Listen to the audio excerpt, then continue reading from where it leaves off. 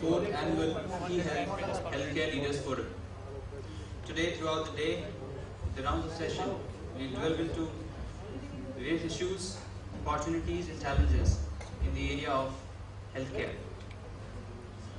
So, before all our guests for the inaugural session arrive, I would like to give a small presentation on the operations and the initiatives and innovations being taken by ILET's Techno Media Group. So, to start with, ILET is about promoting ICTs, ideas and innovations for nation building. We started in 1997. We are today the home to the India's most popular media brands in print as well as in digital, and conferences, expo and awards. We are mainly into 5 segments, which is BFSI, healthcare, education, governance, and other issues like financial inclusion, urban development are also in our periphery of our work. We believe ICTs, information and communications technology, can open new avenues and innovations, and we can see how the new government and center is promoting ICT for all the governance initiatives for as our Prime Minister says, as true governance is easy governance, and it becomes possible with ICT. So we also take this motto of promoting ICT in all the spheres of governance. Our initiatives are in terms of publications, as we have 4 publications: e-health, digital learning, e-governance, e-gov magazine, and recently we have launched an inaugural issue of Banking and Finance Post. Our publications are engaged, innovative and informative publications. We keep readers ahead of the curve on developments in technology. We are continuously questing to innovate ideas and approaches, and that sets ILET's publication apart and unique in all its aspects. We have a wide range of leadership and engagement of CXOs, policymakers, experts, industry leaders, practitioners, administrators and academia. As you can see, these covers of our latest covers of our 4 publications. You can see the Banking and Finance Post, which was launched by Honorable Chief Minister of Maharashtra in one of our premier banking events, BFSI Leadership Summit, on February 3rd in Mumbai.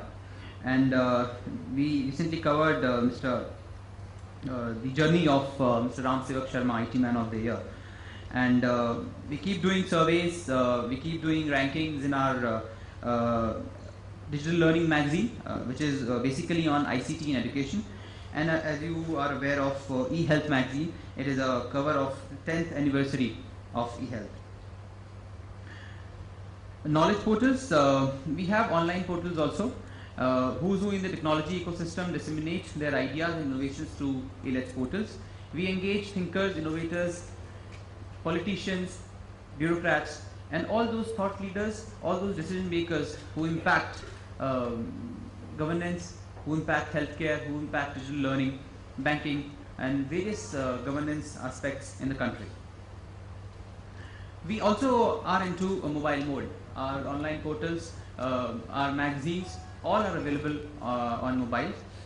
You can download it, all our magazines, all our online portals, whether it is e-governance, e-gov magazine, whether it is digital learning, e-health, banking, finance post. We are there on mobile also on the Android platform. So I request all of you to please download these platforms. Because magazines come in a month, once in a month, but our mobile portals and our online portals, we keep updating them regularly.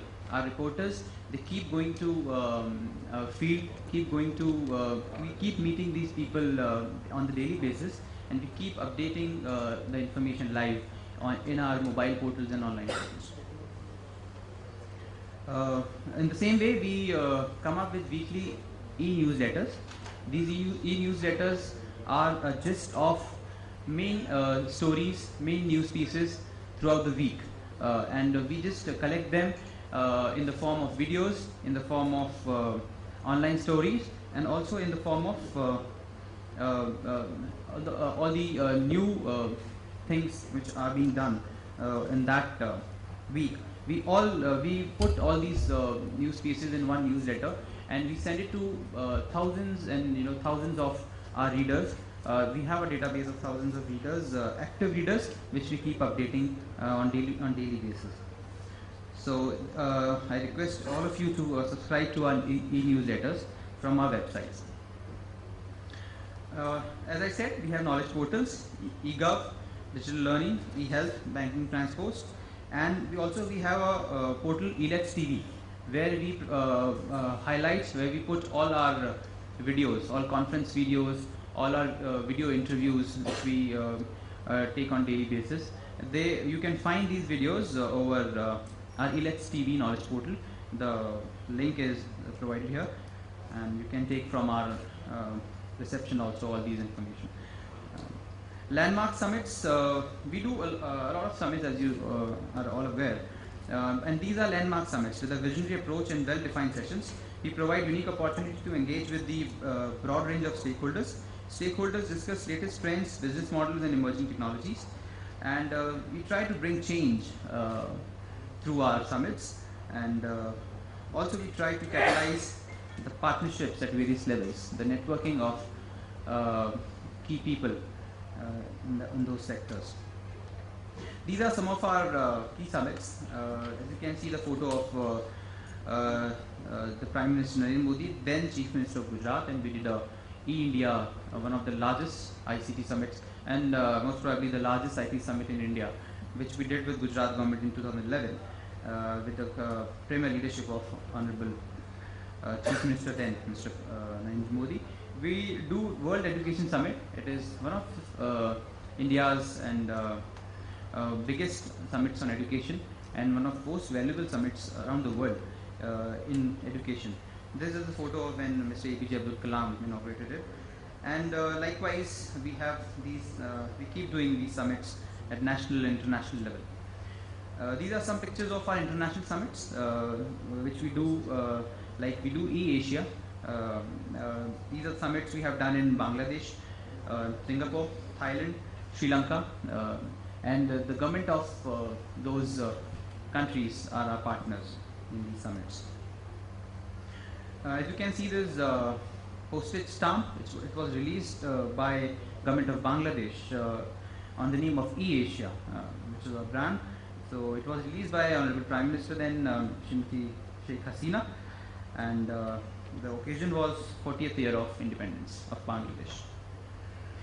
We keep organizing awards, and the aim is very simple: to highlight, recognize, and encourage the leading models of excellence in sustainable innovation, to promote the exemplary work in these initiatives. And these are the sectors: financial inclusion, governance, education, healthcare, PFSI. So these are some of we have some awards also, which are very popular in the nation. These are some pictures of awards. And at the same time, we do expos at national and international level, where we try to bring all the private sector, government sector, and various companies and government organizations to promote, to exhibit their initiatives, their products and services and innovations in terms of demos or the stalls in the expo areas. These are some pictures where chief ministers and various key people visit these expos. As you can see this slide, the focus areas of the strategy of ILITS. Smart cities nowadays is a hot topic, and we have a big plan for throughout the year for doing discussions and conferences on smart cities. So we will be keep doing. Next year will be we'll be doing various conferences on smart cities. Cloud computing. We have a CloudGov event, which is very popular among the government sector as well as in the private sector. We talk about cloud implementations and the viability of cloud in today's arena in India, whether it is in terms of education, health, governance, anywhere. these modern technologies and their usage. We try to do more and more conferences on these. Security, at the same time, in modern technology, security becomes a major concern. We keep doing events on security, mobility, innovations, as it is our motto to promote innovations and highlight innovations in the country. BFSI sector is one of our prime sectors, and which we from previous some years we have started working on, and we are doing good, as we believe. Education, from years we are doing work on it. Healthcare, today we are in the healthcare conference. Power and energy, financial inclusion, all these are the major sectors Elect Technomedia is working on. Audience profile, as you can see the jumbled words, but it's very simple. Our audience is of decision makers. We try to bring decision makers on board. We try to get a discussion between them, so that some valuable outcome can come out of this discussion, and our conferences give some output to countries' benefit. There is a world map where we are trying to expand ourselves.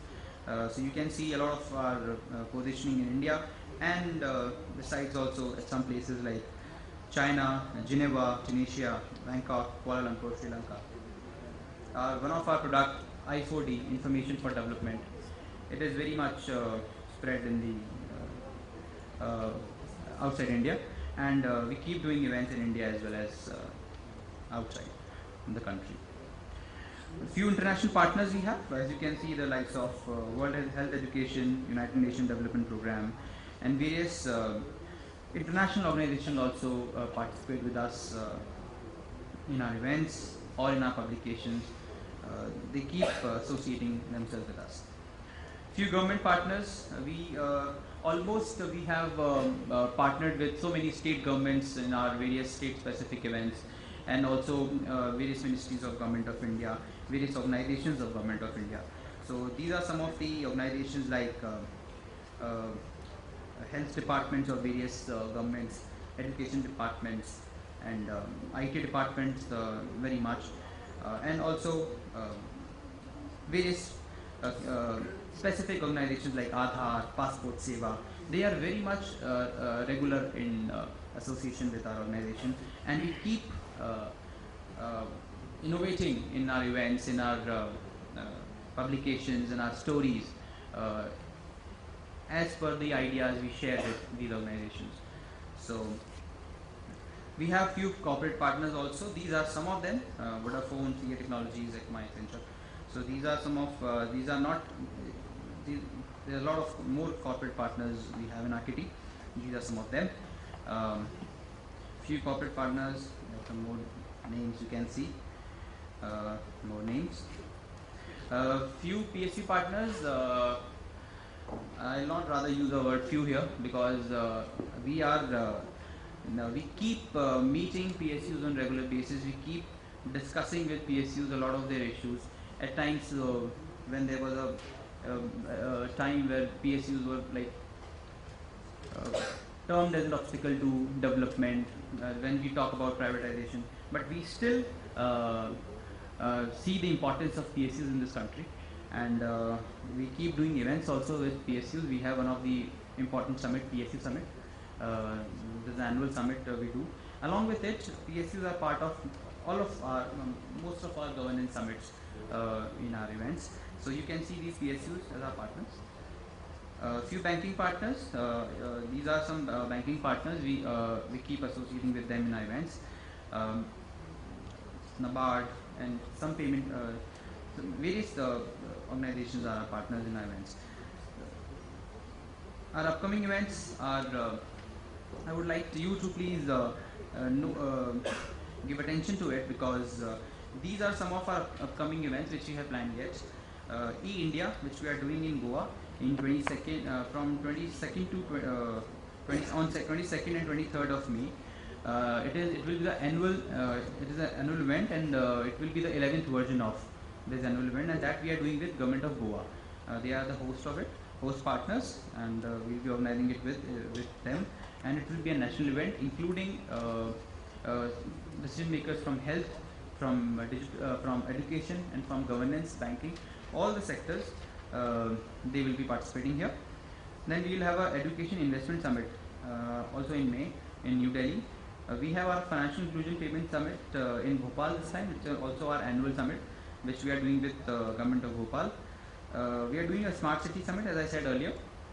It will be in New Delhi in June. Then we have a Healthcare Leaders Forum that will again at the end of the June, and it will be in Mumbai. Then we have Cloud Gov, it is our annual event. It is about governance through modern technologies like cloud and virtualization. That we will be doing in July. And then we have our flagship annual event, World Education Summit, which is in August in New Delhi.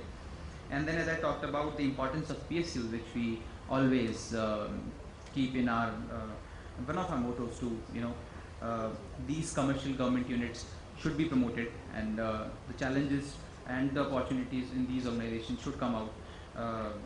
So for that, for the sake of that, we do PSU Summit annually, and this is on 21st of August in New Delhi.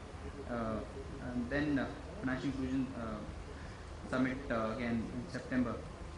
I think we have planned to do it twice in a year. Summit on FI and payment systems. So after this, I would request you, please get in touch with us at info@ilets.in to spread your innovations and your excellence also.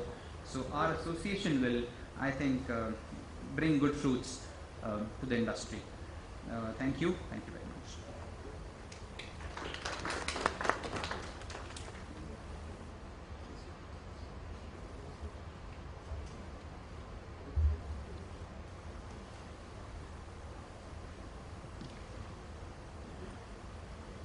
Thank you very much for your patience listening to my presentation. And now it's time for us to start with the inaugural session, as we have our honorable guests for inaugural session here. So I'll request our guests to please come on stage. I'll start with Dr. Deepak Agarwal, Chairman, Computerization, All India Institute of Medical Sciences, New Delhi. Sir, please join me. I'll request Dr. Neena Pahuja, Director General, ERNET India, to please join us on stage.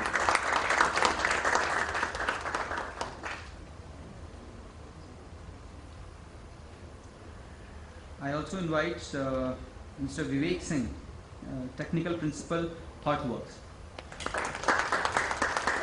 ThoughtWorks Global Health.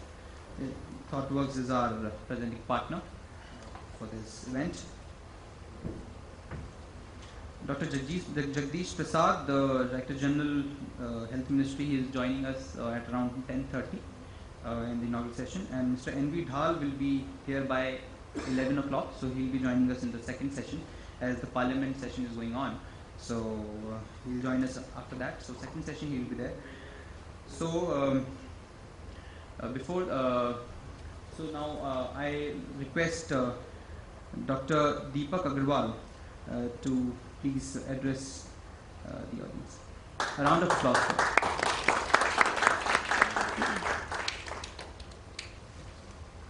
So good morning, everyone. I wanted to share with all of you our experience in computerization of one of the premier institutes of India, and that is All India Institute of Medical Sciences. And in All India Institute of Medical Sciences, we have around 8 centers, of which the latest center was the trauma center, which came up around 6 years back. I'll just open the presentation. So when we started this center, and Dr. Mishra, who is currently the director of AIIMS, he was the chief of trauma center at that time. And he had a discussion with me and a few other, and they said that now that we are having a new center, we should not have the same problems as we are having in all other centers in AIIMS, which is the legacy problem which we have. And we should try and have something which actually makes us feel proud of whatever we are doing, using obviously the information communication technologies which currently we have, which we didn't have 20 years back. So with these aims, we thought of making something good out of it, and always the thoughts are always good, but in practice whether it turns out as we expected is always a question.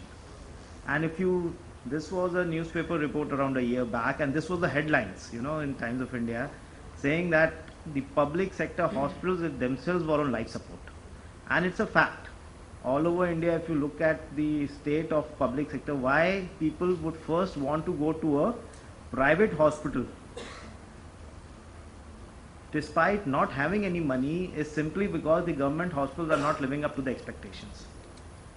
And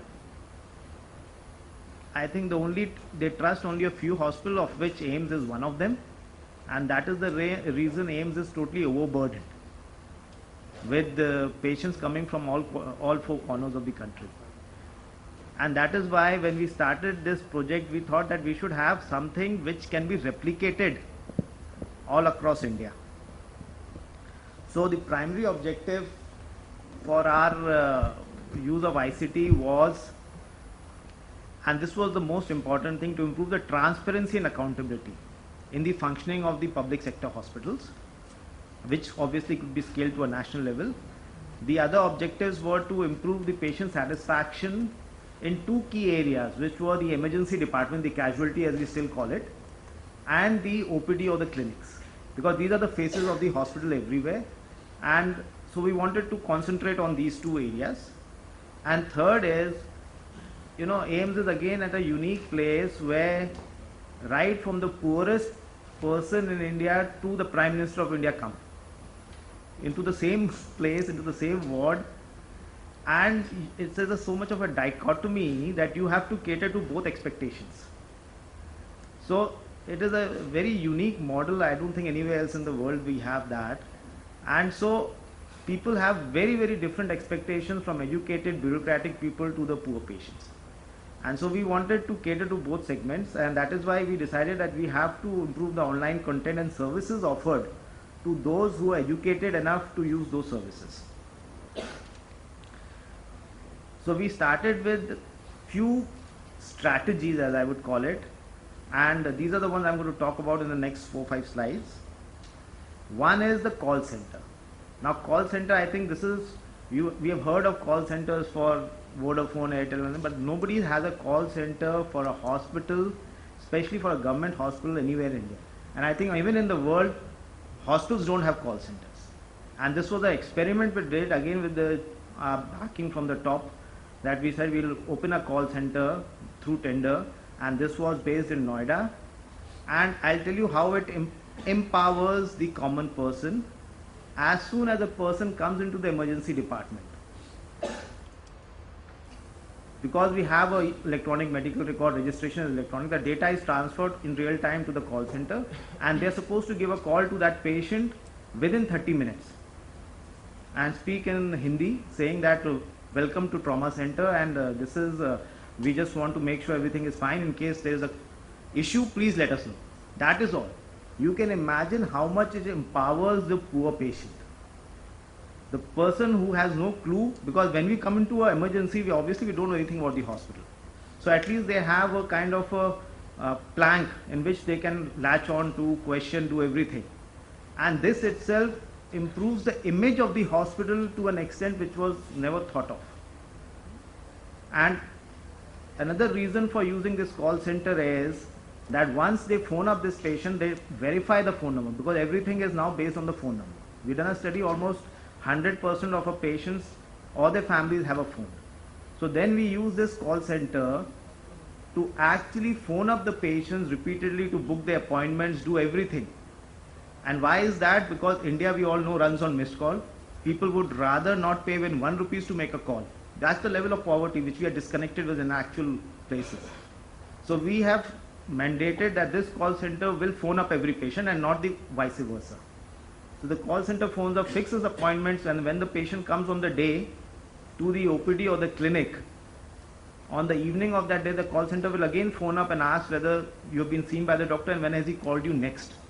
So they will again fix up an appointment, making it a perpetual system and acting as a human middleware, because technology for all these illiterate patients has no meaning unless it's used in an effective way.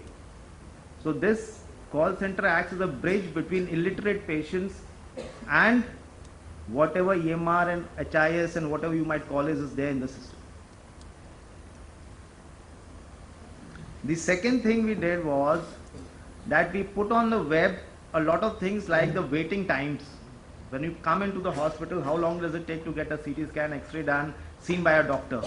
And I think again this is the only hospital in the world which is showing this in real time on a public website. And more than that, all the data in terms of what is the complication rate, what is the mortality rate for each disease process, for each department is displayed again on a public website, which nobody does. Because unless you do that, you can never have a ballpark figure or benchmarking vis-a-vis other hospitals. So we say we have this kind of complication rate, and I think every patient is entitled to know what kind of, what is the competence or what is the minimum level of complications or effective strategies the hospital employs. And nobody does it in the world. So if nobody does it, it doesn't mean that we also don't do it. So that is why we decided, and there was a lot of resistance, but because again of our backing from the top, we managed to push this, and we have this data which anybody can look at and compare and say why you have this so high, or why is it really good or not. Third is that because it's a trauma center, most of the patients who come in are medical legal cases, and so instead of saying, oh, it's a bad thing, we said, why don't we leverage it? So the medical legal form, which was a handwritten form, we made it into a electric form, which is very simple. But more than that, every field, the data we captured, and at the back end we analyzed the data so that we could use it for other purposes. And this itself was well appreciated by the judiciary and the police both, because they now had a tamper-proof document which could be verified at any level. The second thing is, like, you have a lot of vendors coming to you trying to sell you products in any hospital. So we had this kiosk vendors coming in and selling us these kiosks which were on DGC rate contract, that we can have it like airlines, display system. I told them, look, most of our patients are illiterate, they don't even know how to read Hindi or English. What are they going to do with kiosks? But then we flipped that idea. We said we'll not use it for the patients, but we'll use it for the doctors and nurses. And the same EMR and HIS which is there, PACS, everything, that can be accessed on these kiosks in all public areas, so that they are vandal resistant, and we have them kept in all the areas where that doctors can look at the patient's CT scan, X-rays, whatever, enter the notes. And this is now, it's a big success at least in trauma center. The other thing is, again, Dr. Mishra, chief, he said that, Deepak, why don't you design a system similar to airline system where all the patient's data is visible on a dashboard, and so that like a plane's coming in, we know which patient is there, what is he waiting for, what is the next step, how critical it is. And so we had this dashboard plan, and it's taking data again from the medical legal form and from the registration form. So all the data is automatically populating this display system, and in real time almost. So that for every patient in the emergency department, you have all the details coming out. And this serves two purposes. One is that it tells the doctors and nurses in that area that what is that patient waiting for, without going to the patient, because there might be 50-60 patients at any given time lying in the emergency, you don't know anything about it. The second thing is, although relatives and patient we assume are illiterate, they can ask the doctor and nurse what is, because that's the only question they ask, what is the next step for my patient?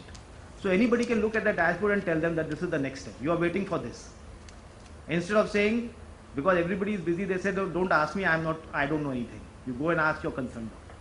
Now it completely changes the scenario, because you just have to look at the dashboard and tell them what's going on. So I think one of the main reasons for our success was, firstly, we never asked for manpower. Any project you do in the government sector or even in the private, first thing we make a budget for manpower. So we said we are going to use existing manpower, and we trained our existing a few nurses and data from the existing manpower to act as a bridge. So we call them nursing informatics specialists, and they are the ones who really made this whole program a success. And obviously we use most of the software we found which was open source, which we all know, but requires a lot more effort than proprietary software to implement. And as I told you, we use the patient display system, we use the call center with a very high visibility, so that everybody in the system, the patients, the doctors, the nurses, they're aware of something going on. Otherwise what happens, you use so much stuff, but nobody, it's not visible to the end users, and they think that nothing is going on. So I think that's my perception, that trauma center is the most well maintained and one of the cleanest public sector hospitals in India. I think all of us should visit there to just see it. It's a very patient centric hospital, and obviously, as I told you, it's lot of IT enablement is there. We have replicated it to the whole of AIIMS now, which is more than 3,000 beds over just over 1 year. So it's fully replicable, and we already had a meeting with all the 6 directors, you can see them here, of the new AIIMS, and they've signed a MOU that they would also like to do the same thing with their AIIMS. Although their buildings are there, they have not come up, the hospitals have still not started functioning fully. So obviously we cannot do a lot of things there, but as soon as they function, we will start that. And we have received a lot of awards in the, so thank you, that was my brief presentation on this.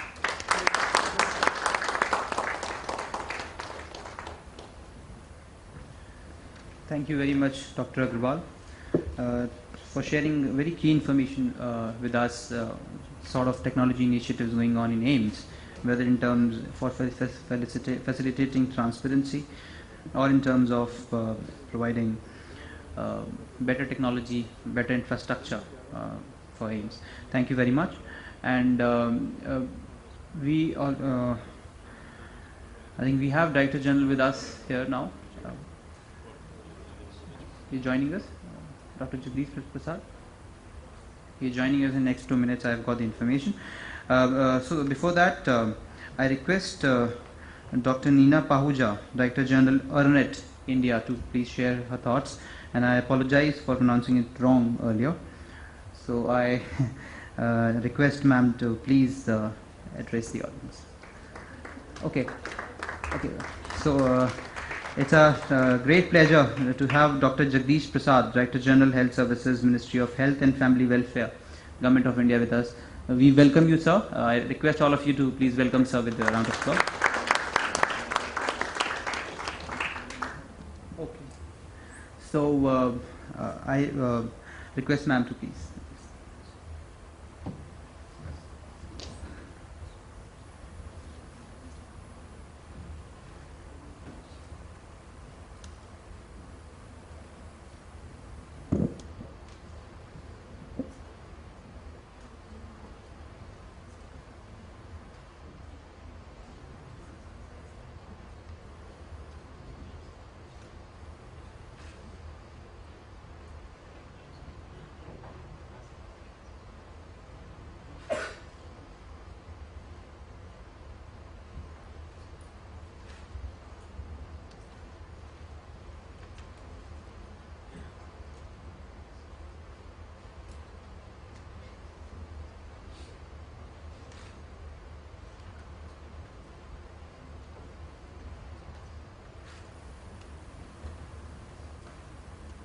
Very good morning, everyone.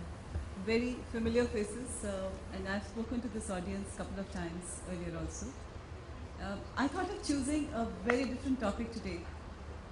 I have been speaking to this audience on automation in hospitals earlier. I've also spoken on electronic health records implementation, challenges, etc. So I'm happy to address those points if there's any question, but I thought I'll talk totally different today, which is a new era and what's going to happen in this country very soon. We still have very few hospitals which have gone for electronic health records. And of course, we just heard Deepak talking about what wonderful work he's done in AIIMS. AIIMS is one place, I think, where the footfall is so high that any system that you try implementing, it has its very sweet challenges, as compared to the system that we try and implement in any corporate hospitals. So thank you, Deepak. It was wonderful hearing you on what you're trying to do. I think this is one good thought, and he's using open source software, which is also, yes, not very easy to implement. Coming to, let's look at some of the problems the healthcare industry is facing. I was actually hoping to be the fifth one, and I thought to complete all the challenges would come in by the time I'll be the fifth speaker. But let's just talk about some of the challenges that we're all looking at today. You know, we all have heard about IT helping healthcare. We don't have too many of good use cases which are coming out. I don't know why this is not coming completely, but that's okay. I can read through it. So I thought I'll start with something positive before I really go on to how IT can actually help healthcare. This is an article which I would want you to look at. This is the BBC site, and this talks about how IT can actually, help healthcare. And some of the results which actually have come out of this particular report, which is published, is that the death rate actually goes down by 17% among emergency patients, which means almost 16,000 deaths are preventable in a hospital that they were looking at, which is NHS. Now look at what we've done in AIMS, which means in hospitals like AIMS, where we're trying to implement electronic health records and IT, we might be able to, with the complete IT implementations, also be able to do something similar, because the number of footfall in AIMS is also very high. Of course, we have higher accountable staff, lower cases of missed medicine, and I'm just trying to read from here, but I thought this is important. And of course, medication allergies, which are also very important, are also tracked with this. One of the systems I know which Deepak has implemented in AIMS also has facilities of ensuring that the medication allergies, if there are any, can be tracked. So those also go down. And of course, the reduction in medical errors also is there by almost, it reduces to almost half. So these are some things which are published results of how IT can help. Can we try and bring all this in India? Believe me, we can. We are one of the best in IT sector. Let's just look at something more.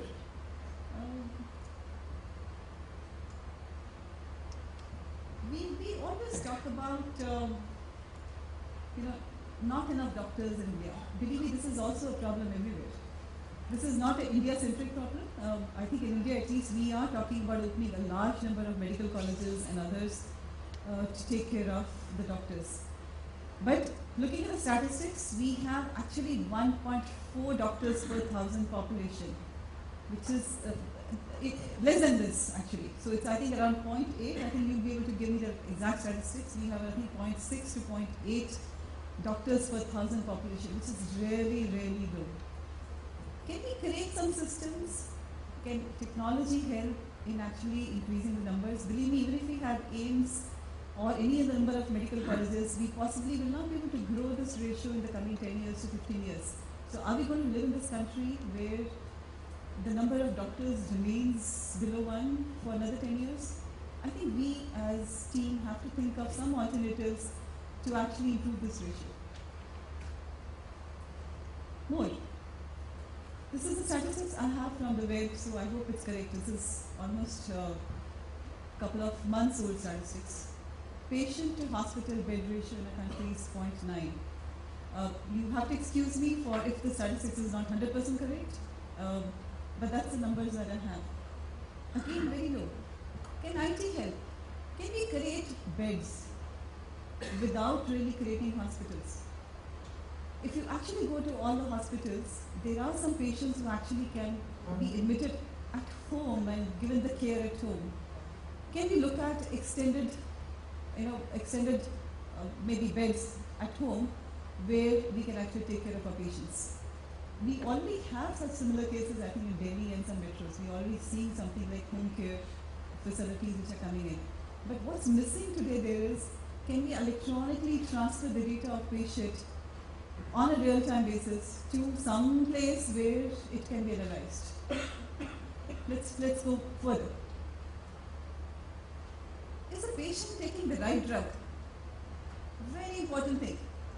Today, one, of course, if you go to the remote villages, we do have a problem whether even the medicines are reaching there or not, right? But we also have a problem that if I'm buying a medicine, is that the right medicine or not? I have this beautiful mobile which is able to give me all information about what's happening. I open Google for just about everything. But can I use this mobile phone somewhere to also see whether the medicine I'm going to be eating is the right medicine? Believe me, it's coming to you very, very soon, right? Can I actually have the strip of the medicine? Can I have something on that which actually can be photographed and that actually can be checked for validity of the medicine? Believe me, it's a very simple thing. Most of us have a smartphone, right? So can I just take a photograph of that particular barcode or ABCD which is there on the medicine and tie it up and just check it's the right medicine or not? More. Is it, of course, do I also have a reaction to that medicine? We just spoke about that electronic health records rarely tell you whether a medicine can actually give you a reaction or, is it the right dosage of antibiotic for a particular child or a person, or are you taking too many antibiotics or too frequent antibiotics, etc. So all that also, of course, comes out of EHR, but there's more that can happen. So IT can help actually. Let's move further. I didn't have this percentage, so I put in dashes here actually, as I'm working on my slides. I know there is a percentage of population in India which actually cannot reach hospitals. And I don't have the numbers. I'm sure Ministry of Health has some numbers, but I'm sure even they don't have the correct numbers. So I thought I'll put dash here. Right? Can we do something for that population? Can the hospital reach them? We've got wonderful cases which have already started in Delhi, where you have people coming to your house, taking your blood samples, etc. This has been going on for the last 6 years or 7 years, 8 years maybe, right? We don't have anyone who comes to you to take x-rays, of course, but we do have a concept of mobile x-rays. Like we don't have mobile MRIs, but we do have mobile x-rays, we've got mobile ECGs. So there is a part of diagnostic which has become mobile, which actually can send the data back to a cloud, which can be analyzed over a period of time. So if we at least cannot take the hospital to the patient, at least can we take some of the diagnostics facility to the patient who actually cannot travel back, travel to the hospital. I was in a conference just 2 weeks back, it was organized by Express India. So, there was a person who was health secretary in I think government of Andhra Pradesh, and he was talking about some numbers, and he said that there are a lot of women, they're working on maternal health, there are a lot of women who cannot reach the hospital, although they tell them to come to the hospital for regular checkups. But my thought is that can we reach there? We already have products which we can also take the fetal heart monitoring. We can do fetal heart monitoring of, for a pregnant woman, and transfer that to a doctor where the doctor can see whether the baby is fine or not. So if all that is there, can at least partially we can take the hospital to the patient. So these are some thoughts. And we all have heard about Digital India. I don't know if anybody has not heard about Digital India. So Digital India is an initiative which is started by our Prime Minister. And of course, our department is following it rigorously, where we're trying to see that India is connected. Right? And there is technology which actually helps in education, healthcare, and other facilities. And some of these thoughts will come, I think, evolve, and these will become much easier because the connectivity will be there. Let's go a little further. So what am I talking about? The world is changing, actually. And I think what we're trying to do as part of Digital India is to be ready for this new changing world. Right? 2000, when I started working on the e-commerce projects, they didn't really work. I mean, one of the first e-commerce projects that I started working on in 2000 didn't really take off, right? And I think the reason why it didn't take off, not only me actually, a lot of people did try working on the e-commerce projects that time. I worked on a training product which worked beautifully. I know Naukri.com also worked beautifully, which started around 2000, but there are a lot of e-commerce products which didn't take off that time. But all the e-commerce products now are just working well, and they're making money. Why? Because now we're ready from connectivity point of view. You have connectivity on your mobile and everything, which is what's leading to this. But let's look at what's happening. You have internet of actually people today. You've got so many persons on Facebook. You've got internet of things, right, which has also come out. And people are anticipating that there will be at least 25 billion plus things by, and I'll define what things are, by 2020. We've got information, internet, which we all scan daily. And of course, we also have internet of places. What we don't have is something which is one cloud of data of patients. Believe me, if we had data of patients of, everything, we might be able to create, a lot of new drugs very easily. We'll be able to create some tools which say that, look, A, B, C is the condition, then technology says, look, this should be the medication ideally, and the doctor can just reconfirm, which means that we create not only a paramedic but also a computer before a doctor, which actually tells you that, look, most probably this is the problem and this can be solved by this. So there's an artificial intelligence layer which actually will come in before a doctor, which actually will be able to create some thousands of doctors. Today, before you go anywhere, you actually do a Google, right? You check up everything. So it's going to be Google of Dr. Google or whatever, ABC, which comes before a doctor, which actually is going to create those doctors as part of the Internet of Things. So what's Internet of Things saying really? It's basically trying to connect devices and a lot of people, right? And what we are anticipating is that the number of devices actually has already surpassed the number of people, but it's going to go up like crazy. So what are we trying to do? We're trying to basically say that we are going to use the 3 C's, the connectivity, the cloud, and the collaboration, the concept of all the 3 C's to actually take it to the medical this thing. And what is the paradigm we're talking about? We're talking about starting from wellness, prevention, diagnostic, and also treatment. I also just give examples of how diagnostics can be done. But if we actually do a regular diagnostics, we also actually are making a base for prevention and also a base for wellness, which is what is coming in. Okay? Hospital, healthcare trends are changing. We've got too many devices which are coming in. As we are working as EarnIt, we are working also on the national policy of IoT, which is Internet of Things. We have I'm meeting personally a large number of startups who've done a lot of new devices, starting from, of course, women safety, going on to ECG, starting from cardiac monitors and others. So we've got a lot of made in India products actually coming in, and I'm sure you'll hear more about those over a period of time. We've got some products where actually you could see if the nerve or artery is blocked. So these are products also there. Of course, we all know about the Ashoka case, right? So what do we do in Internet of Things? So if you look at this diagram, which actually better than me, we have got Professor Sneha Anand sitting here from IIT Delhi. She is one person, I think, who uses this concept to create biomedical devices. But let me just explain this particular diagram for everyone, because this actually is the basis for it. So what do we do? What are we trying to do? We're saying here that we have data, which is something like EEG, which is the messages coming from brain, which actually can go. How can it create, how can it help? So for a blind person who's wanting to walk or who's wanting to go somewhere, it actually helps them actually. And maybe if there is something, as I'm trying to walk, it actually gives me a signal, look, go right side or left side, and it actually synchronizes my brain with this. I'm sure Sneh, over the period of lunch or break time, can also tell you how they are trying to use some of the signals for betterment of disabled people. Hearing, of course, people who can't hear, signals can go via the IoT devices. All of us have heard about blood pressure measurement, positioning, glucose and DNA protein, etc.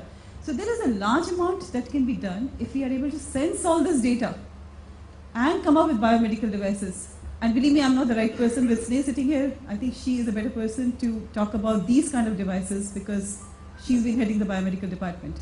But what I want to say is, this is the paradigm which is getting exploited today to come up with next version of healthcare, okay? Or maybe support the disabled people to do better in life, physically disabled person. And all this data actually can go to maybe, we've all heard about, fall detection. Fall detection is nothing. It basically picks up, somebody's fallen. It also picks up your, sense monitors, whatever you're doing, and then sends the data maybe to an ambulance or otherwise, and does it. So IoT is picking up data from a body, maybe with sensors, and sending the data to the right people who actually can take a decision with the artificial intelligence coming in here, okay, so that the healthcare becomes easier for us. So I think I just spoke about it, but then just an explanation of what IoT connectivity is about. The data could go by Bluetooth. We all know about Bluetooth, which is on our mobile phones, it could go via Zigbees, it could go via whatever protocols. So we have a large number of protocols. It could go via 2G kind of a network or the 3G network also. So there are a large number of networks it could go via. But if you combine the data coming from a body to sensors to a hospital or a doctor or a portal or an artificial intelligence tool or ambulance, this is how things are going to go. We all have heard about mobile ambulance where we are able to live transfer the data of ECG live to hospitals, right? Before the patient arrives at the hospital, the data of the patient of ECG is already there. Again, a very beautiful application of IoT, right? A little more. So it just summarizes, different parts of the hospital and what can happen. What I wanted to do today was only to take you through how IoT will possibly change the processes in the hospital and help us for wellness as well as prevention. If you have any questions, happy to take those questions on these areas, but there's a lot happening in this area. So thank you so much. But the new paradigm which is coming is of this kind. You have people, you'll have this, data and things, and all this is a connected paradigm, and you are, with this connected paradigm, you can actually bring in process improvements. That's a thought that I would want you to leave with. I think you'll be able to come up with how processes can change in healthcare. Thank you so much.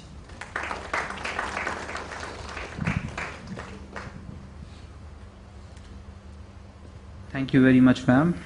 We all know that EarNet is serving to more than 1,300 institutions in the country. And thank you for this very nice presentation. Before I invite the new speaker, I'll request our honorable guests to please inaugurate this issue of eHealth magazine.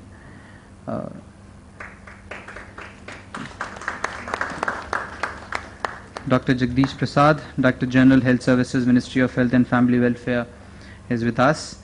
It's an honor to have him here and to inaugurate this issue of eHealth magazine with our other eminent guests also on stage.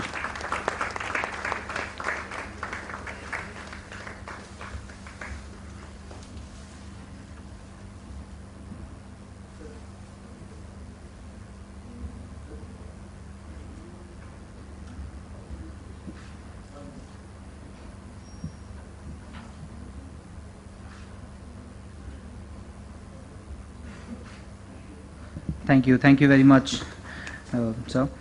So now I invite Dr. Jagdish Prasad, Director General, Health Services, Ministry of Health and Family Welfare, Government of India. So sir, please address us with your thoughts. A round of applause for Dr. Prasad, please.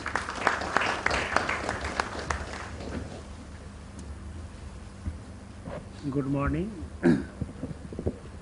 Dignity of the dais, distinguished guests, ladies and gentlemen. I think, and I have been asked very long topics. I don't know how I can finish, but I will try to shorten the health. What are the government initiatives about the health process in the futures and what the government is doing? As all of you know, that health is not a central government subject. First of all, you must know it. Because we get lots of problems, because I am DG for last 3 years and I know how difficulty I am facing with the state government to implement the many program which we put in that.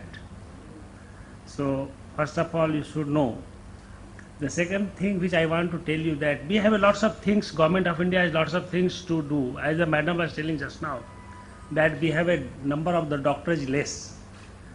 But I am putting in different way, because we have now 8 lakhs Ayurvedic doctors who are well qualified. We are not using them, which should be used. And the doctors are mostly concentrated in the cities. They are not in the rural areas, not in the village. And the reason behind is that there is no infrastructures for doctors, which I always tell the government, that when there is no school for the children, how they can go? Where there is no house for the doctors to stay, how the doctors can go? Until you create infrastructures, it is just impossible for the doctors to go. Although we are producing nearly 54,000 doctors every year, but same times we are also producing Ayurvedic doctors in the half of the numbers, which we are hardly any government or state government is utilizing. As all of you know that till few years back, we were fighting with all the communicable disease, malaria, filariasis, kalajar, tuberculosis, leprosy, and so on. But with the NRHM, which has started in 2005, now the things has been shifted and the concentration has gone to reproductive and child health and adolescent health. And definitely with this program, the maternal mortality, infant mortality has come down. There is lots of ambulance, about more than 5,000 ambulance has been provided just to carry out the patients from the village to the place where the delivery can be done in the hospitals or other place. And these ambulances are working very well wherever the government is very alert. You can see in the West Bengal, you can see in the Tamil Nadu, you can see in the other southern country.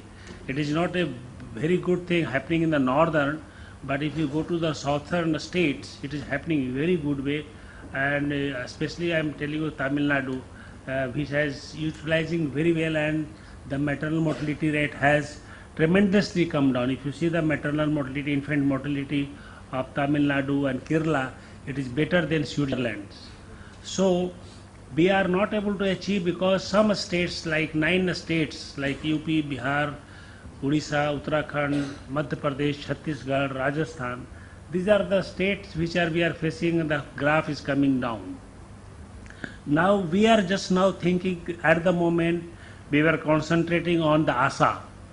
We have a 9 lakh ASA at the moment who are working at the village levels and bringing the patients, and they have been given some things about the immunization, something about the antenatal checkup for the women, and something about to bring some patients of suffering from leprosy, tuberculosis to the manifold, and they are giving incentive for that.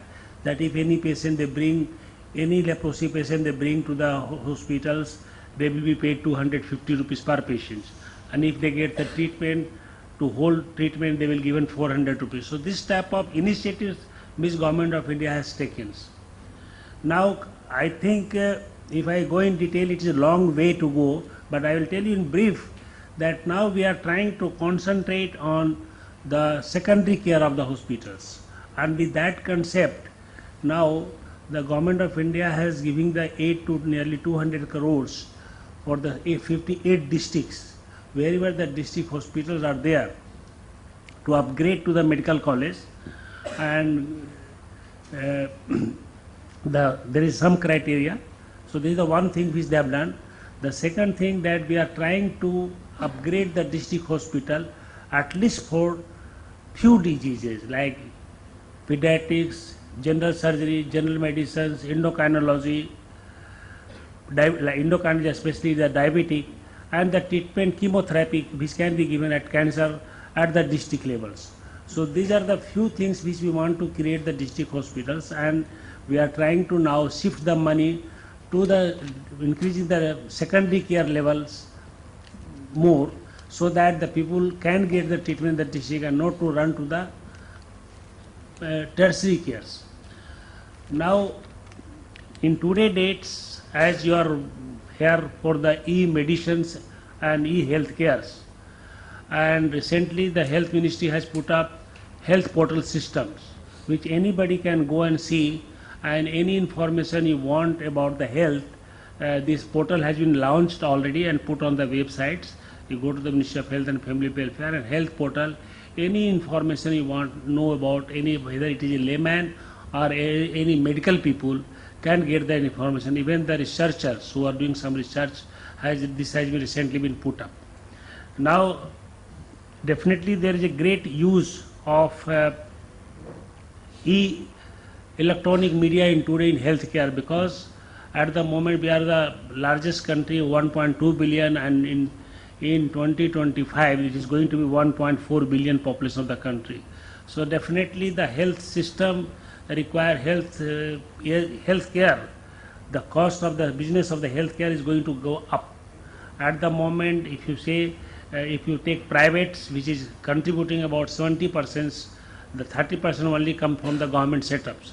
So most of the things is covered by the private peoples. But government has to, definitely has to spend more money for in the public health sector to achieve the targets. And with this concept, another project which Government of India has taken is to make 20 cancer hospital in the different states and 50 hospitals which has a nucleus of the cancer treatment, to upgrade this by giving the 50 crore to each hospital, so that the radiotherapy and chemotherapy and other things can be available. So this is the second step of the about this. The third thing we are doing now is a non-communicable disease. We are screening now to the whole country. I just tell you, we are screening for the diabetic and hypertension to the whole country, and so far we have already screened nearly more than 60 million populations, and we found that diabetic and hypertension is tremendously high, and they are sending for the treatment also. So this is the one of the step, because at the moment we are extrapolating, we do the 1 or 2 surveillance and we put the extra plot, but now we will really getting the exact pictures how much the diabetic and hypertension, because this is the when we saw, it has been seen that non-communicable disease is causing more problem than communicable disease, because 53 to 58% people are dying with the non-communicable disease. So this is one of the concentration on the non-communicable disease, and the India was the first country in the whole world who has initiated this program in 10th plan only and 11th plan, and now we have increased to 12th plan. So every district in the country, we have a nearly 670 districts. Every district of the country have a should have a cardiac ICU, should have a treatment for the cancers, and we are giving fund to the states to develop the cardiac ICU. We are also making the doctors, not necessary that he has to be DM or MD. Even the doctors, MBBS doctor can be given the training. So that training part, few state has taken the initiatives, like again I come, but South has definitely taken the initiatives, and even they have started the screening for the cervical cancer, breast cancer and oral cancers in the Tamil Nadu. So few states which are coming forwards are doing it, and few states who are little behind is behind, because you know that all of you are from the India, so you know the political reasons. Wherever there is a political will, the things happen. Wherever there is no political will, thing doesn't happen. So totally depends. If I can tell you, if there is a political will for anything we can achieve. If we can eradicate the polio in this country, we can eradicate anything, leprosy, tuberculosis, nothing very hard and fast rules. And definitely if the public fund is put more, because at the moment the public health structure is very bad shape, if you ask me very frankly. Because see, one doctor in one hospital, if you say All India Institute of Medical Science or Safdarjung Hospital, every day they see about 11,000 to 12,000 patients in the OPD. You can't just imagine. And the number of the rooms and number of the OPD is hardly. Whereas the Apollo may be seeing in 1 year 11,000 patients. Whereas in the Safdarjung, they see 11,000 patients per day. Like All India Institute of Medical Science, do they about 11,000 operations per month. So you can see, even you take one example, because Dr. Agarwal is here at neurosurgery, they start working from morning to night, 11 o'clock, neurosurgery, cardiac surgery, because there are most facilities required. And with this reason only, the government of India has now decided to open AIIMS-like, not AIIMS, but AIIMS-like institution in all the states of the country.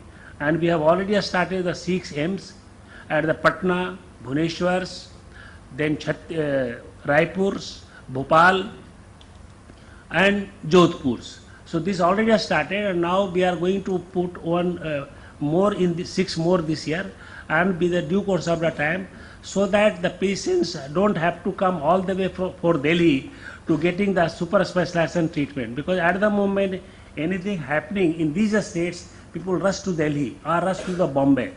So with this concept, and not only that, there is another program of the government of India is PMSSY, Pradhan Mantri Swasthya Yojana.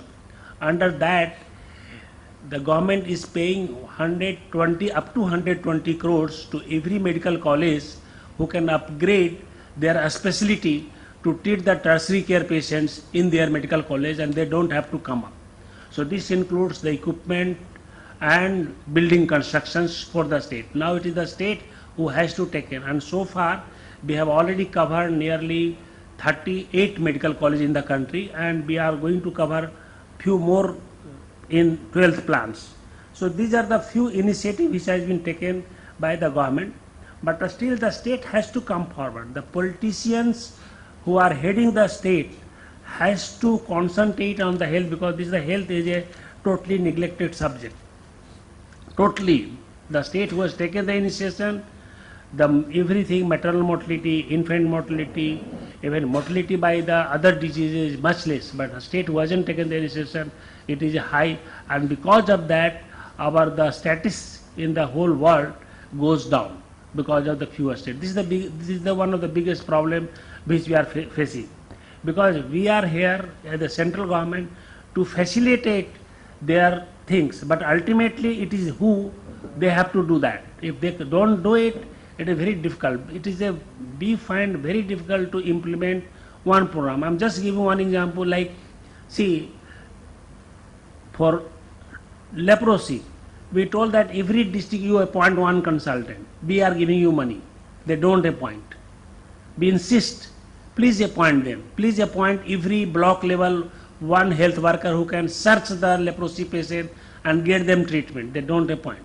Money is there, money is lying there, but they are not using it. This is the problem we face it.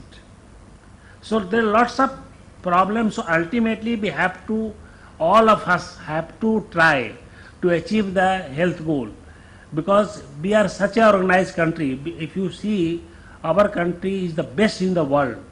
I have seen all the country of the world, and if you see our country, I can tell you the tolerance which our country people has. No country has such a tolerance, and no country has such a human feeling which our country has. Only thing, we have to little organize ourselves and to achieve the targets. Now coming to your topics of e-health. Now few villages the e-health has been started, and now we are treating the patients, I think as a pilot projects. 800 villages has been taken in the UP and Bihar recently, and people are sitting in Delhi, doctors are sitting in Delhi, and they are treating the patients in the village.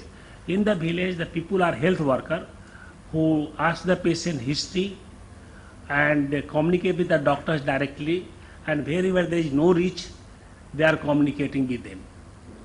This is one of the use which has been started recently. Other use which we have done for last 5 years is IDSP. This is called Integrated Disease Surveillance Program. So whatever happening in any state, within a minutes we get the report of any disease, any unhappening as far the health is concerned, and we get the report at the National Center for Disease Control in Delhi. So IDSP has one of the important parameters in the e-health care which has been added to us. And now with the e-health, we are also trying to aid in the public health, so that any things happening in the periphery of the country can be reached and can be monitored. Recently we have already launched, not started, for the leprosy patients. We treat about 16 lakhs leprosy in the RNTCP and nearly 8 lakh in the private sectors. So and nowadays the emerging point is MDR, multi-drug resistance, and the multi-drug resistance is happening because they are not taking properly treatment, they leave the drugs in between. To overcome that, now we are using the tablets, giving to every technical supervisor who are posted at every 2.5 lakh population to keep the records, so that no patient is missed off any drugs. So today date, I think as Madam was telling, there is a need to develop more e-health cares if really we want to achieve, because that not only give the information but also give about the planning, to monitors and to analyze the gaps, so that you can make some improvement in the health care and further you can improve. So in futures, I think this e-health will definitely have a many roles, because of e-health, if you see the Tamil Nadu Medical Corporation, they have put the drug logistics system in such a nice way that person taking the drugs in the village, and suppose he come from village to the Chennai, the doctor in the Chennai will know that this patient has been given this drug in the village, and they will have a complete follow-up. So this drug logistic and distribution system in such a way, even if you see the villagers, even the drug stock sitting in the Chennai, they know that which drug are available in which district and which drug are not available in the which districts. So this is only possible because of the e-electronic systems. So e-electronic definitely has a big role. Today, I just tell you that in many parts of the country where the doctors are not available, especially in the African country, one of the company in the India, Hyderabad, they have developed the e-educations. It is a 3D educational system. You put on the record. It is like a teacher teaching everything about the anatomy. You don't have to be see the teacher. I recently have viewed that, and you put on that, and people can interact. Whatever the question come to their mind, the reply will come, and by putting that system without teachers, you can have that system, and that system has been sold to many part of the outside of the country. African country has taken, Russian country has taken. I think wherever there is a number of the teachers are less, because at the moment the rule of the MCI is such that this much of doctors, this much of building, this much of books should be available. I think there need to be little bit flexibles and little bit honest also is required from the medical education side. So lots of things has to be done, and these are the few things which government has taken the initiation to increase the manpower, to increase the capacity building by giving the trainings, and now the concentration is definitely for 2005 till today. The concentration was to develop the more sub-centers, more primary health centers, but now the time has come up that we have to concentrate on the secondary care at the district level also, so that because the out-of-the-pocket expenditures can be decreased, because most of the patients don't spend much money because of normal fever and other things, but they spend because they suffer from the chronic disease, whether it is a cardiac, whether it is a neuro, whether it is a cancer, or whether it is a normal gallbladder operations. So they spend the money on that when they land up in the private sectors. So until unless we develop the secondary cares and tertiary care also, that out of the pocket expenditure will not appear. Now the last but not least, one of the government's initiative now is to provide the free drugs, and for that we are working. We are asking the states that please tell us how much money you are spending, and we have asked the state that how much money you need, so that anybody who is coming in public sectors hospitals, they should be provided free treatments. So once they come out with that system, that money will be provided by the central government, so that the drugs patient reaching to the public sectors should they get the free treatments. And actually I don't have time to tell all the things to all of you, but any query, any one of you can come and meet me, and definitely we have a lots of obstacle, lots and lots. We feel it in implementing many programs. I don't have to tell the reason of that, but I think if we want to achieve the healthcare in the country, I think the private and public both have to join their hand to achieve the targets. Until both of us and civil society don't join the hands together, we cannot achieve the target in our country, because everyone has to take up, not only the government responsibility, but the private people also responsibility. It is the corporate sectors also responsibility. I think the time has come up that corporates should wake up. Rather than making the multi-story building in the Bombay, they can make some building to other places to the poor people, or even they should contribute at least 15% of their benefit for the poor people. Until they come up, the corporates should come up. Because see, when I feel The Bill Gates Foundation, they are coming to our country. They help in HIV, they help in the NACO. But what our corporate is doing? So the time message should go from you people that corporate should come in the healthcare sectors to help the poor peoples if we have to achieve, because it's not only possible for the government to achieve the universal health coverage. Unless all the sectors join together the hand, we cannot achieve it. With these few words, thanks very much for listening to me. And I think lots of things I have to say, but I have to go to another places. So thanks a lot for our organizer who called me for giving this keynote address. Thanks a lot. Thank you very much, sir, for very honestly sharing the challenges in front of central government to provide better healthcare in India, and also for sharing the initiatives Government of India is taking to bridge this gap of demand and supply of health services. So, sir, as you said, the corporate involvement is very important. So we have industry experts in ThoughtWorks, Global Health, and Armstrong and Plash Healthcare. They have some good ideas with them to share with you. So I would request these corporate companies to please speak to Honorable DG after that. Now we have a last speaker with us. So I invite him on stage, Mr. Vivek Singh, Technical Principal, ThoughtWorks, Global Health.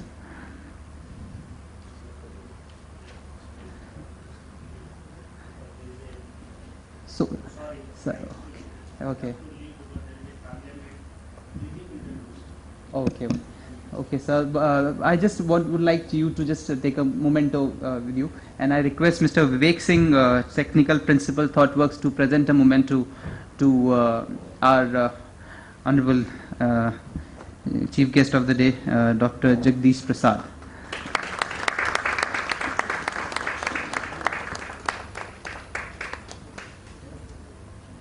Thank you.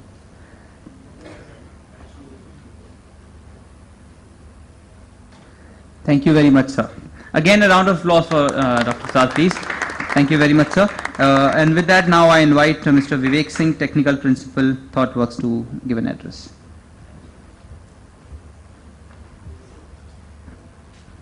So, unlike my other speakers, I think ThoughtWorks needs introduction. So I'll just probably spend a little bit of time just explaining who we are. And so I think some of you must be thinking, who is ThoughtWorks? And people who know may be thinking, and why are they actually here? So we are actually, you can call us a new kid on the block, but we have been working in the, we are actually global, like as I was saying, corporate in 30 countries, 3,000 employees. But we are really IT technology company. So we provide technology services to mostly businesses. And in India, we have been for last 12, 13 years, and we have offices in different parts of the country. So I think that bit of one more introduction maybe can be given later. So, so what we have come here for at this conference is to really talk about that a business organization or a software organization, beyond delivering services to the corporates and our clients, we also have responsibilities towards the society, which goes beyond creating employment, paying taxes, and maybe contributing CSR based on the laws of the country. I think we believe that our responsibilities goes beyond that, and so ThoughtWorks at its core adopts social and economic justice as one of its core responsibilities towards the society. We live in a very unequal world, and as we were looking at some of the statistics that ma'am were presenting earlier, so we cannot turn our eyes away from those realities. We live in this world. We are also, we as in 3,000 employees at ThoughtWorks, we are just software people. And some of the problems that we are really looking at, like hunger and lack of health access, we are also technology skeptics, that I don't think software is really, or technology is really going to solve that problem. We really need, so one of the places where we are working today is Jan Swasth Sahayog in Bilaspur. People travel, Bilaspur is in Chhattisgarh. People travel from near Jabalpur all the way to Bilaspur to get treated there, and for there they go to the hospital, they wait for 5 days, and then they get a chance to see the doctor because of the number of availability of doctors. Some of the doctors are maybe just one surgeon in the entire state of Chhattisgarh. So pediatric surgeon in the state of Chhattisgarh, they provide very high quality care. So we live in that kind of society where the access to healthcare is so difficult for a lot of people in the country. Except for I come from South India, so Tamil Nadu, Kerala, we have heard great stories about them. So I'm not talking about those, but I think vast part of the country suffers from that kind of problem. And I think when I go there, I don't tell myself that it's the code that I write when I go to office is going to solve this problem. So I think the people who are really solving these problems are the people at JSS and other places, the doctors, the NGOs, the non-profit who are working, and the government. Those are the people who are really working towards elevating social injustice in our country and other parts of the country. So what we have decided is that we will actually work with these people, and we will use our skills to really help these people, instead of trying to tell ourselves that, oh, we will write some great software which will actually solve the problem. Because I think software, what we have learned for last 5 years in working in this, is that software is very small part of the software technology, very small part of the place where we go. The remotest health center that is near Bilaspur doesn't have even a phone connection. And there's a clinic that actually runs there. And there is not even phone connection. You don't get even voice call. You cannot get a voice call there. So you have to work in that kind of space. The places, the Bilaspur, or let's say when we go to Gadchiroli in Maharashtra, where we work, there you get internet access sometimes. In the monsoon you don't get internet access. So and then we can put technology there, but there are no people who actually can support and run that technology. So most of us are very skeptical about technology. It has its use, but I think that use can be understood and can be deployed only by really going to these places and understanding how. So that is one thing that we will talk about, and we have written that in our paper. The second thing that we will like to talk about is there a lot of technology being put in where we are really actually monitoring the people. So there is this thing about, we have to make these providers accountable. We have to monitor these providers whether they're actually doing the job, which is actually right in some extent. But I think if you really talk to those providers, they really need empowerment. They want the systems to be built for them. So I was last month I was in one place, I will not name the place, and I went around in many of such hospitals and community health centers, and I asked the users, they were using some system, and I asked them, so you do this, what do you get in return? And they said, no, we don't get anything in return, this is our job. So, and they do it reluctantly because of that, because it doesn't really solve the problem. So technology is deployed, but doesn't really solve their issue. And if technology doesn't really empower them to do their job better, then it's actually not a differentiator. It's just, it helps the state government and all the organization leaders and all of those to really figure out what is going on to some extent. But if you really see, the quality of such data is really, really poor. And there are many, many examples of this quality of data being poor, because at the heart of it, people really don't want to adopt this technology because it's just some sort of monitoring. They know that they're getting monitored. So they will fake the data. They will provide wrong information into the system, or they will just not use the system. So for example, it's very hard to get the doctors to use the system. For that reason, because if you giving them doctors so that you can monitor them, they would not want to use the system. And doctors, because they are rare in the country, or in many countries in these kind of places, they just refuse and you can't do anything to them. So I think we have written a paper which will share, and we have many of our colleagues sitting at that table. We can talk about this. So one of our mission is to actually go to these places, learn from these Jan Swasth Sahayog, Prakash Amte, Abhay Bang, and all these places, and see what they're doing, and the government, and try to understand how technology can be deployed in such places so that it actually, one, empowers the provider and makes them better at what they do, and not just monitor them. And the second thing is to create this solution in a way that is actually a completely open source public utility.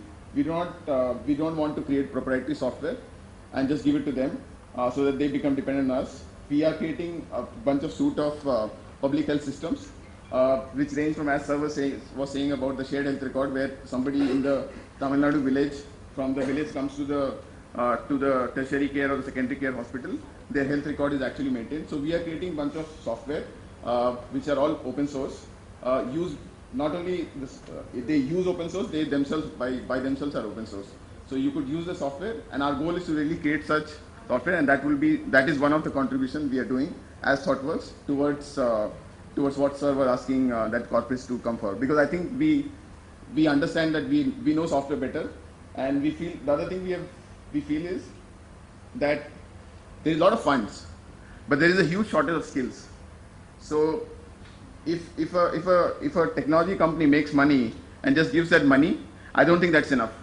You need people who know technology to actually really use the technology and create solution which actually solves this problem. I think there is a shortage of that. Like there is a shortage of doctors. You can put money, but you can't get doctors in the villages. So in the same way, the corporates, the technology companies can give money, but I don't think that really solves the problem. So technology companies have to come forward and create solutions which can be deployed. So with that, I just want to end my introduction, and there is a lot more to talk through the rest of the day. Thank you so much for giving somebody as small as us to opportunity to come and speak here. Thank you. Thank you very much, sir, for sharing what the operations of ThoughtWorks. And now we have one industry presentation. Before I wrap up the inaugural, I request for the wrap up of inaugural session. I would invite our industry expert, who is the head of healthcare and education vertical of Armstrong, Mr. Naresh Dable, for a brief presentation. Sir, please. Thanks.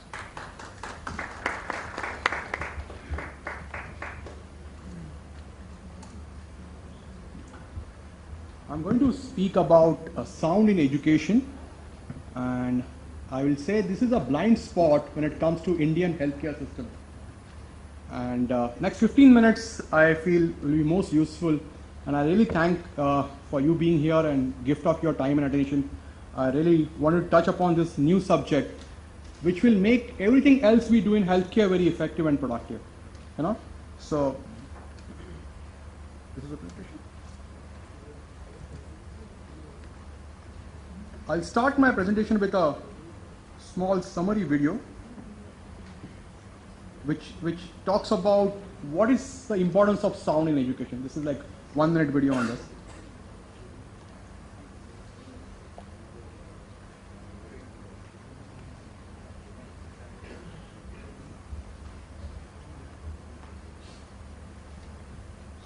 We are still catching on technology in terms of hardwares in our country, and that's the testimony of it.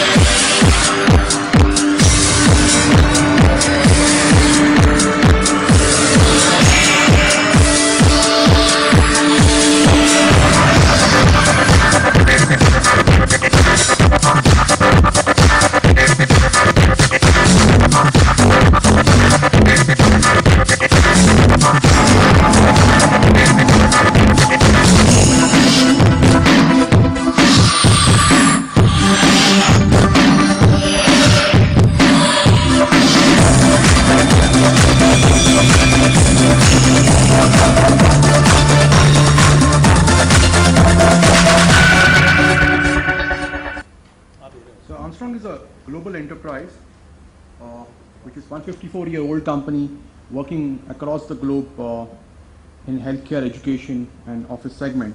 What I'm going to speak, can you just fix this, please? I'm going to speak about, as I said, sound in education and hospitals are for building. End of the day, the whole purpose why hospital exists is for patient well-being and their fast recovery. So it's very common sense subject and common sense topic, but we'll dwell on what exactly goes into making patient healthy in our healthcare system. Hygiene and serene atmosphere is very important. We will agree on that. And when we say serene atmosphere is for patient to recover faster, that's common sense, but also people who run hospital. We want to provide a comfortable working condition for doctors, the paramedical staff, who actually at the heart of excellence when it comes to healthcare delivery. We want to make our hospitals safe, and in a way, hospital is different building than any other building for use. It is 24/7, 365 days, there is no downtime, and hence we got to be extremely mindful about what kind of materials we are choosing to put up the interior of this building. And we'll dwell upon that. We want to make it easy to maintain. We don't want hospital infection happening because of maintenance work happening. And every 3 to 5 years, the facility in healthcare undergoes tremendous change. The equipment change, the augmentation happen, the layout change, and all those things need to be really thought about when we're talking about delivery systems of government hospitals or a private hospital. We want to make it green, we want to have a less carbon footprint, and we want to make it economical than before. And next 10 to 15 minutes, I'll touch upon these very important aspects of healthcare, which will make our IT effective, which will make our doctor effective when we run the facility. So Ashley talks about the buildings of our people. Like this room in this hotel, this auditorium is designed by an architect, saying this will be of this size on this floor, and somebody called interior designer has done some treatment in so that this room is ultimately can be used for this session. So the aim of putting this room and designing all the activity is for this session which is happening today. So ultimately human performance is at heart of excellence. The new definition of green building is not how much carbon you save. You can offset that carbon by putting 100 more trees. But if that building is not useful, how good is less carbon footprint or green building for the community is? Like we have a cycles to go to the medical college, but when the student goes to the medical college, can't understand what teacher is saying on bench 4 to learn a new subject, how good is that medical college is for the community, So we need to, so sound and acoustics is very important part because sound affects us all the time. Even though we are not conscious about it, it affects us all the time. And acoustic comfort is a new term which I'm introducing out here, which has 4 elements, which means intelligibility of the speech, clarity of the speech, low distraction annoyance, and concentration. Now, wherever appropriate. The most important thing is wherever appropriate. And I'll just take a case study like in a hospital, you have different zones. You have treatment center, consultation area, patient room, and each area has a different utility with respect to sound. So how many times we go to a hospital in a lobby area, there is somebody standing to tell patient relative to be quiet. It happens most of the time in Mumbai, in most of the hospital, and a big name in the hospital. Now, isn't that a design problem? Now, that sound travel back into the hospital and distract the patient who is sitting there. And if you have an unfortunate incident of standing outside the ICU for or a night outside the ICU, you get wake up 5 times or 10 times because of injection given to one patient for 20 other patients. And if you and me can't sleep well for a couple of days, we can't function being a normal, healthy human being. Think about those who are under operation, under medication, getting disturbed sleep in our hospitals. How would they recover? Apart from that, like patient can address and can give his whole description to a doctor when he feel his confidentiality is maintained. Nobody is overhearing him, or a doctor can give a best solution to a patient only when he feels connected in that space. So when we are designing a healthcare facility, we need a better doctor, but for existing doctors which we have and existing facilities which we have, we can draw much more output from existing system at a very high quality level if we can be a little bit mindful about this. Ultimately, awareness leads to choice, leads to change. So the better awareness, we can make better choices. So the first area of contact of hospital is reception lobby area. And if you don't have a proper acoustics, if there are mistakes happening when recording the initial description of what has happened, the implications of that is far reaching, and we pay heavy cost on those quality part of it. Similarly in education, as I said before, if sound is, and when English is a second language for most of us, the different words, if a South Indian speaker or South Indian teacher talking about certain words to a North Indian students or vice versa, it is not been heard. You go into any institute which is of excellence, go to IIT, IIM, and last 1.5 years we are traveling across India as a focus in education and health. We are finding reverberation time, which is like, echo in the room is far, far more. And we just kills the functionality of the spaces which we design in and which we work in. So sound in education and healthcare is very, very important. We have a good recording system, we have a good IT connectivity, we transmit the sessions, but the place which is recorded and place which is played, if they are not acoustically proper, the entire efficiency and the work which you put around doing that activity is ineffective. Do you agree with me on this? And if all of you has been doing some bit of speaking and delivery, you will experience this. You enjoy session in certain rooms and you don't enjoy in certain places. It's mainly because you don't connect with the audience and they get distracted. And when audience is not connected with the teacher, no matter how good the teacher is, the session doesn't get delivered. It's like you're driving a car with a brake being pressed periodically in between. So it's a different experience, and there is a study globally done. This is not only India specific, but globally, the sound in healthcare is rising. And the main reason for that is technology. When I say technology, is most of the equipments which you have today, as compared to 20 years back, are more responsive, more advanced. Means what? They make more noise, like big, big, tick, tick, tick, tick. And all those noises are adding up to the noise level in healthcare. The second thing is the healthcare has transformed dramatically over the last 15 years, where patient come on one bed, he moves around the hospital. If his mobile or equipment moves around the patient, that's the way the designing of healthcare facilities has been done, and that add noise level. And that is the heart of having dispensing error happening by the staff in the hospital. And that's very a serious problem, and we can really impact that by designing the healthcare with proper care. This is a study done by Bosti this is a global study, which talks about when you take any facility, the larger cost in that facility is people and people related issues. That's a recurring and high cost of running of any facility. And today's workforce is becoming more of a knowledge workforce. Gone those days, people just follow instruction. Even the nurse or a ward boy see the information, assimilate, report, and work around. So we are moving to our knowledge workforce.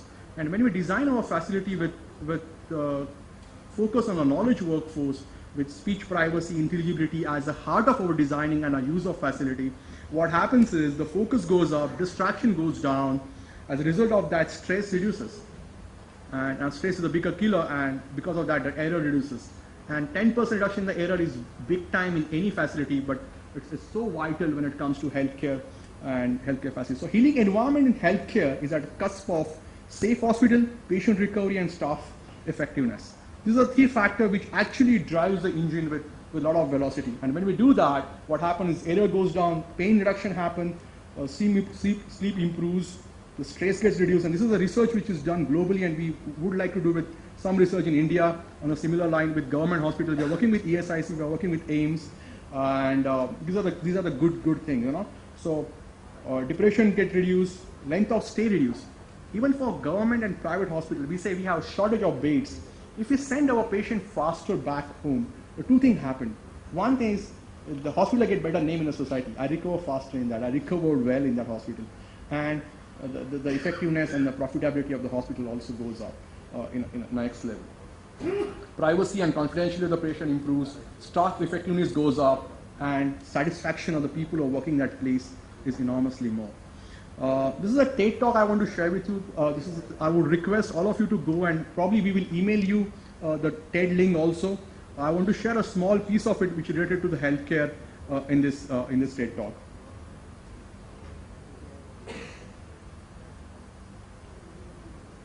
So Julian Treasure is not an Armstrong employee. He's talking about sound in designing, especially healthcare.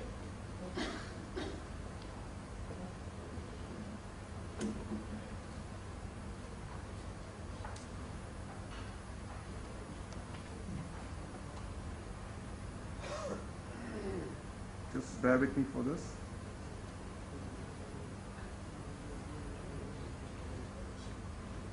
Not so.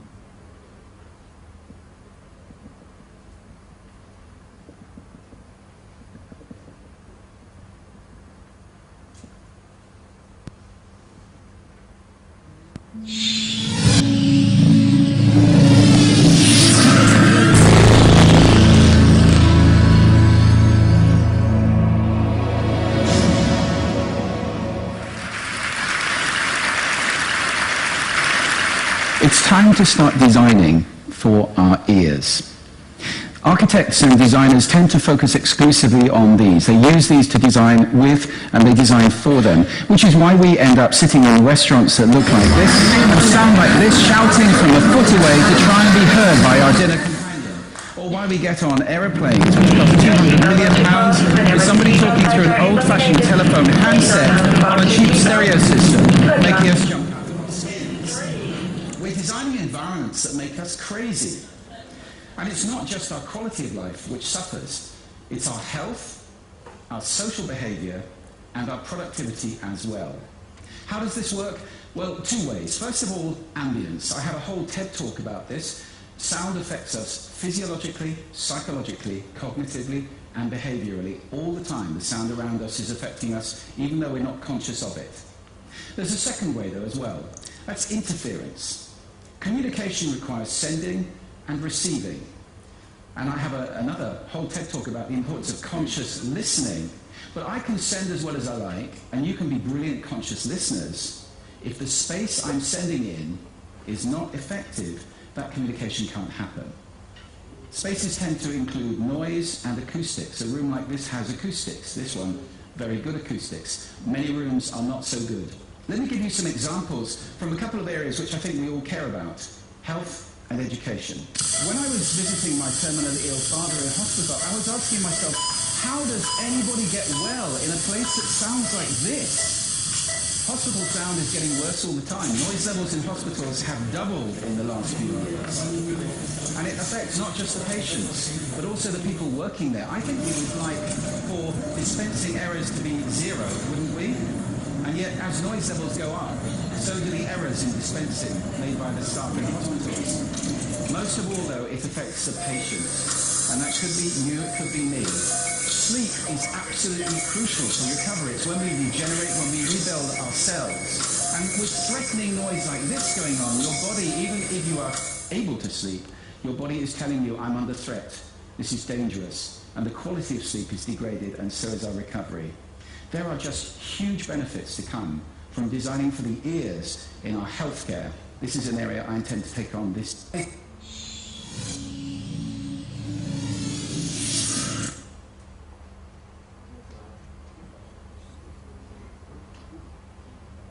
India,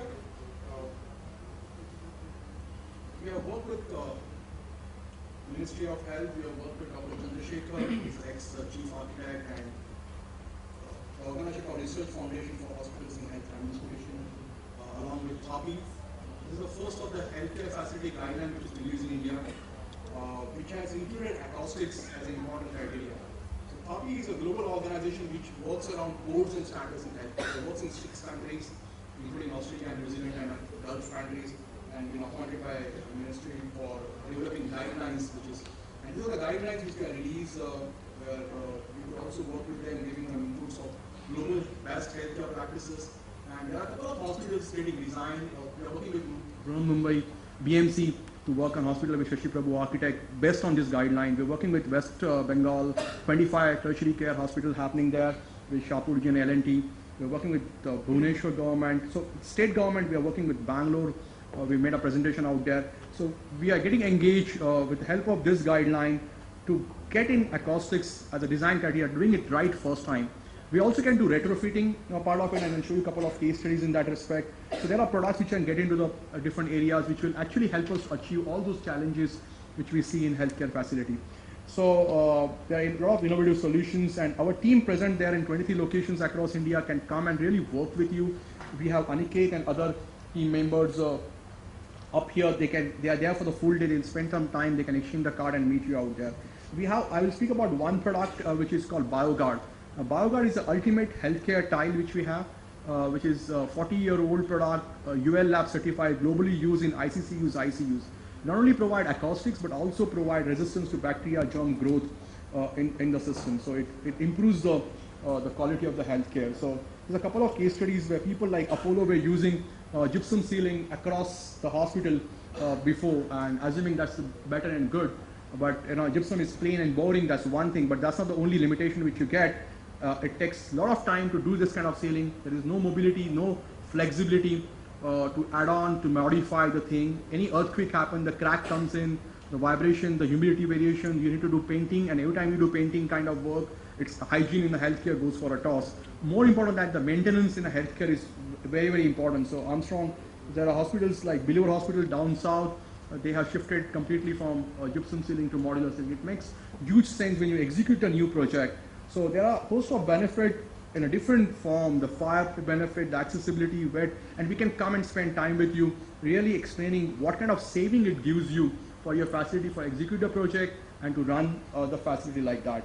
So there are applications, I will not go in a depth of this. Each area in healthcare can be dealt with very effective solutions which Armstrong offer.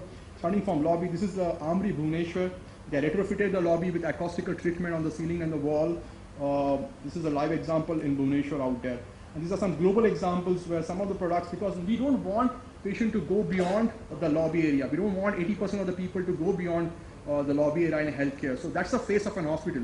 And we also need a proper treatment there because that's the image of an hospital, A, and B, people spend most of the time sitting in that lobby area waiting for the patient or waiting for the treatment. The new thing in healthcare is, as you move in different areas in healthcare, if the areas are different than the previous area, it brings down the stress and it bring in the more efficiency. So having different look in different areas in healthcare makes huge difference. Spot acoustics. When people said we have a sound absorbing cloud on the people when they talk, the sound doesn't travel from there. So we can solve those kind of problems. Certain area can actually look executive areas in healthcare system. Rooms, the movement which happen above the floor, sound get transmitted below the floor, disturb the sleep and the recovery of the patient. Daylight reflectivity improves dramatically when you use Armstrong ceilings. So these are the solutions. There are special solutions for MRI, ICUs, type of grids, the clean room ceilings, the metal ceilings. So we have the range of product which is suitable for each and every application when it comes to healthcare facility. And so we can actually work with you, work with your designer to offer a solution which is just right for the application. We can do a diagnostic, we can come in and do an audit in terms of what's the sound level you have, what's the kind of treatment we can provide. So what I want to conclude saying, when we make our facility, which is good to appear and good to see, at the same time it is extremely functional. So it is fit for the purpose, it delivers the quality which is desired, it improves our health and well-being, our social behavior, and end of the day it affects our productivity. Thank you so much. Thanks for listening to me. Any questions you have?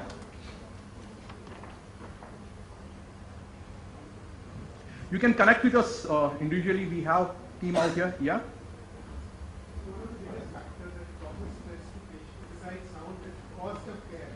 With somebody who's coming into a hospital, he's really worried about how he's going to make that thing.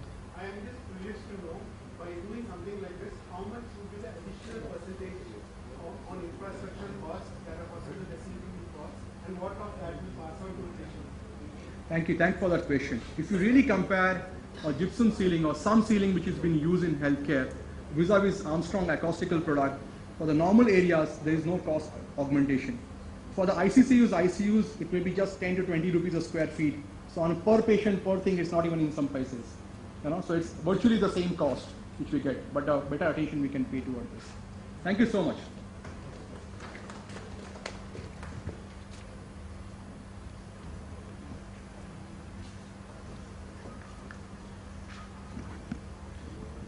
Thank you very much, Mr. Naresh. And Armstrong has this, they distributed this booklet also. You will find it on your tables or on the reception. It has the best practices and success stories of Armstrong in it. And then you can ask more questions to Mr. Naresh on the basis of that. So here we conclude this session, inaugural session, and we have a pleasure of having Mr. N.B. Dhal with us, Joint Secretary, Ministry of Health and Family Welfare, Government of India. So a round of applause for Mr. Dhal, please. And sir, I request you to please present mementos to our speakers for inaugural. It's a request from you. For you. Sir, please. To start with Dr. Neena Pahuja, Director General, EARNET, India.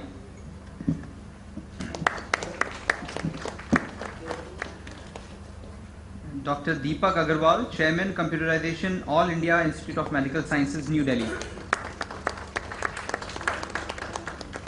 Mr. Vivek Singh, Technical Principal, ThoughtWorks, Global Health.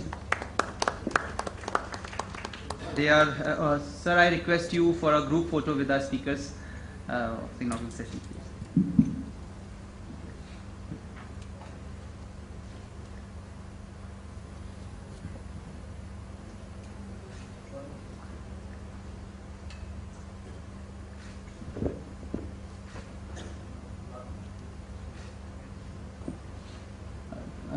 Okay, thank you, sir.